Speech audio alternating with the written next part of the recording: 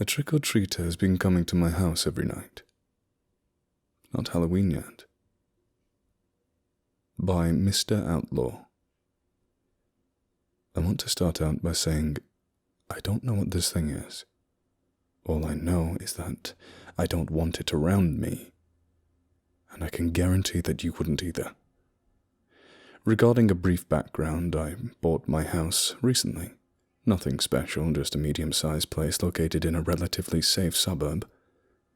I have a girlfriend, Lara, but she doesn't live with me for personal reasons. At the moment, I'm here by myself.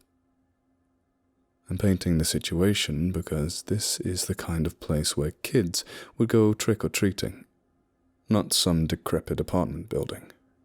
Not some house in the middle of nowhere. Right here in the suburbs. The first time it came was 4 days ago at around 9 p.m. I was sitting in my office working on a document when I heard a large knock at the door and the characteristic little kid voice saying, "Trick or treat." Not some weird demonic tone. It sounded exactly like a regular upbeat kid. I just brushed it off as some fundraising thing and decided not to open the door. I was extremely busy after all. Out of curiosity, I peeked out my window, watching as the kid, dressed up in some kind of Grim Reaper costume, walked down the street. Off the bat, there were two weird things about this. First of all, there were no adults with him. I didn't get a look at his face, but there was no way he was older than 5. Second of all, he didn't knock on any other doors. I watched as he walked past every other house until disappearing at a turn. Despite the obscurity of this, it was still a pretty sad sight. But nothing that I thought about for too long.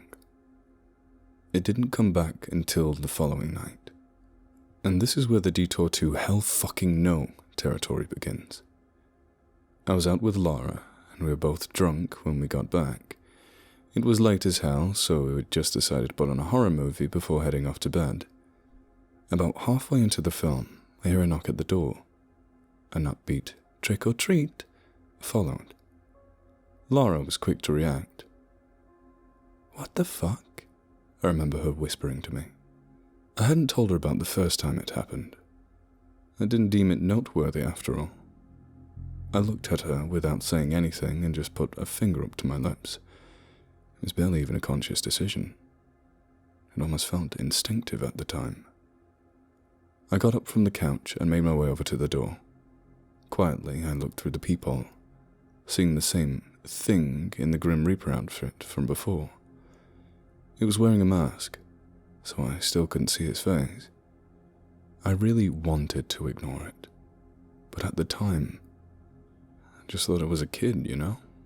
Not to be rude, but what if he wasn't right or something? In any case, I reluctantly opened the door. It didn't move or say anything at first, so I asked it something along the lines of, "Are you okay? Do you need anything?" No response. All right then.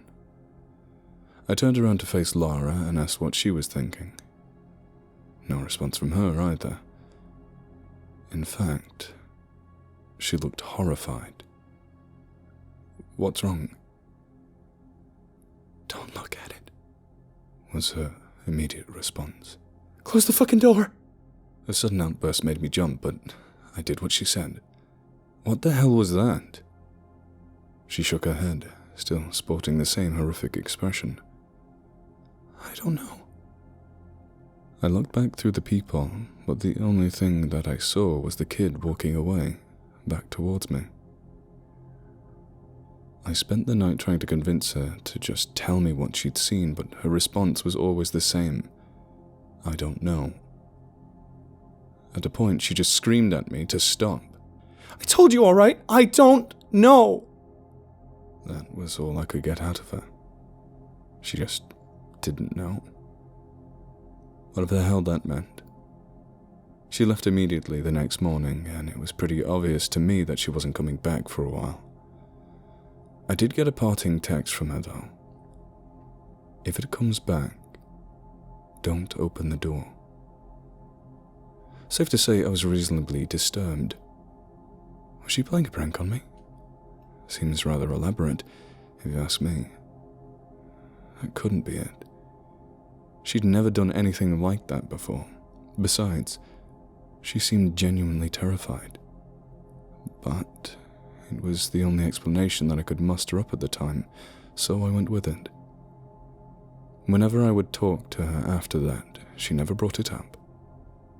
I thought that she was just trying to pretend like she had nothing to do with it, and had something bigger planned for me later on. I decided to just go along with it as well. The following night came and I mentally prepared myself for anything that she was intending to pull. I decided to stay in order to get some work done.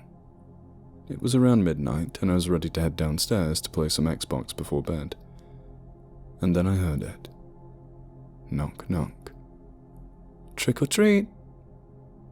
Now, if Lara was the one doing this, then she would have wanted me to ignore it. But I could catch her off guard if I actually opened the door, right? The kid was probably one of her cousins or something. Weird that she's making him stay out so late, but hey, anything to scare me, I suppose. I looked through the peephole, once again seeing the Grim Reaper costume. I forced myself to laugh. "What's Lara paying you, kid?" I jokingly asked him through the door. What a mistake that was. "Trick or treat!" The statement was repeated louder this time. It caught me off guard, but I couldn't place why. And then I thought about it. The words didn't seem to come from the kid's mouth, but more from the general area behind him, if you get what I'm saying. I didn't react, and continued looking through, having no idea what to anticipate. "Trick or treat!" It was deafening the third time. I was jolted backwards before scrambling to the couch. What the hell, I thought to myself. I remained stiff for the next few moments, petrified at whatever the hell was standing on my doorstep. I waited and waited, but nothing happened. I was about to go back up to my room when I saw the police lights flashing outside. They rang my doorbell and started asking me questions. "You seen anything disturbing lately?" "Well, I think some kids are playing a prank on me, but not really." What was I supposed to say to him? When I asked him why he'd come, he responded by telling me that the neighbor had called in saying that she'd seen something horrible standing at my door. No descriptions beyond that, just something horrible. The cop eventually decided that the woman was just off a rocker, but to call if anything else happened. I thanked him, and he left. The next day, I rang my neighbor's doorbell, hoping to get some answers. I could hear somebody moving around inside, but nobody ever came. Looks like she didn't want to tell me anything either. I relayed what happened to Lara, and she was understandably shocked. If this was a prank, then there was no way that she was going to call it off at this point. This brings me up to yesterday night. I can safely say now that this was never a prank. I was in a cab, coming home late after a night out at the bar with some work friends. As we pulled up to my house, I was preparing to drunkenly stumble out when the driver said something that froze my blood. "Who's standing at your door there?" I didn't turn to face what he was referring to. "Keep driving," I told him. He started to ask me what was going on, but I cut in immediately. "Just keep driving." But the guy just wouldn't fucking go. "What do you mean, go? It's some kid. It's almost 1 a.m. What's he doing out here? Look, we have to go call some..." He stopped mid-sentence. My head was still facing away from what the hell was standing at my door, but I could hear my driver's breathing begin to tense. I heard him mutter out, "Fuck," before he slammed the gas. I barely had time to react, my head slamming the seat as he took off. I looked over, witnessing his traumatized expression as he sped away. "What did you see?"